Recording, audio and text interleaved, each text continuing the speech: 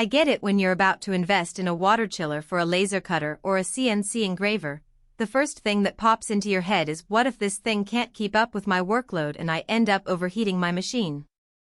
I've talked to a few shop owners who were stuck between a cheap, undersized unit that barely kept the coolant flowing and a massive, industrial-grade system that would take up half the floor. The middle ground is where the TEYU CW6000DN lands, and if you're on the fence, I want to walk you through the real-world considerations before you pull the trigger.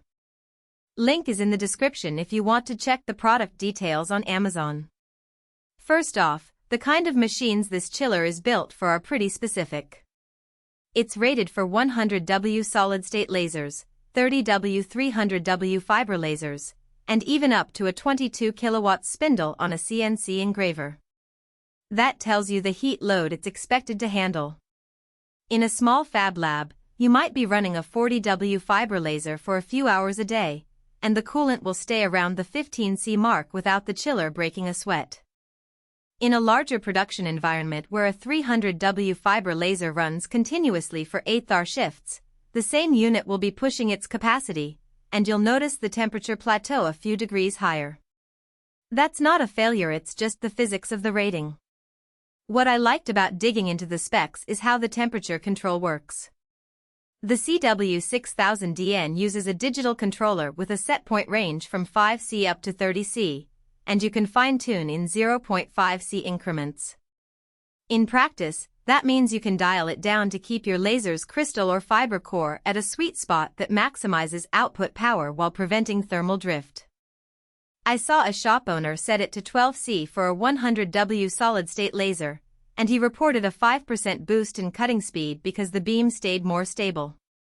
That kind of tweak is only useful if your chiller can actually hit and hold the set temperature, which the TEYU does fairly reliably in moderate ambient conditions. The machine's size is another practical factor. The chassis is roughly the footprint of a small desktop printer, and the unit sits on a pair of rubber feet that dampen vibration.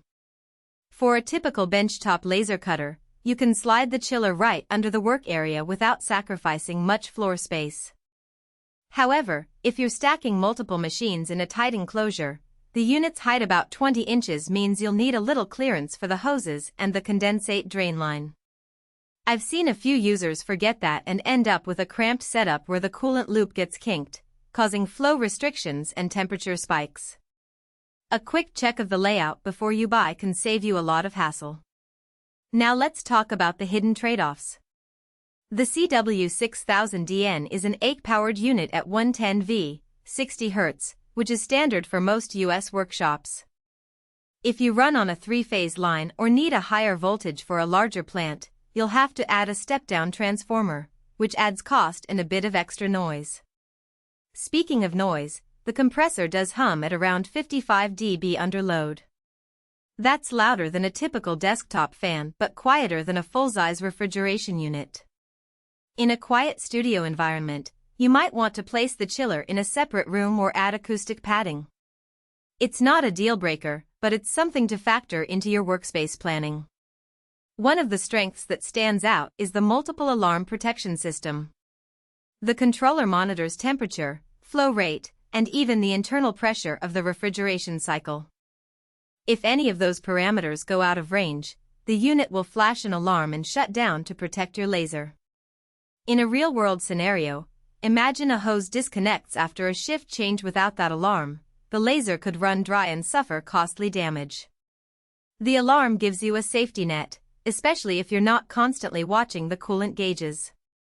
On the flip side, the chiller's cooling capacity caps at about 6 kilowatts of heat rejection. That means if you push a 300W fiber laser hard enough to generate 4 kilowatts of waste heat, you're flirting with the upper limit. The unit will still operate, but you'll see the temperature drift upward, and the compressor will cycle more aggressively. For a hobbyist or a small-scale operation, that's fine. For a high-volume production line, you might need a larger chiller or a secondary backup unit. It's not a hidden flaw, just a design envelope you need to respect. Who should buy the TEYU CW6000DN? If you're a maker, a small business owner, or a university lab that runs a 40100W laser a few days a week, this chiller hits the sweet spot between cost and capability. It provides precise temperature control without taking over the entire shop floor, and the alarm system adds a layer of protection that many cheaper units lack. It's also a solid match for a 22 kilowatt CNC spindle if your machine runs intermittently, say, a few hours per day, because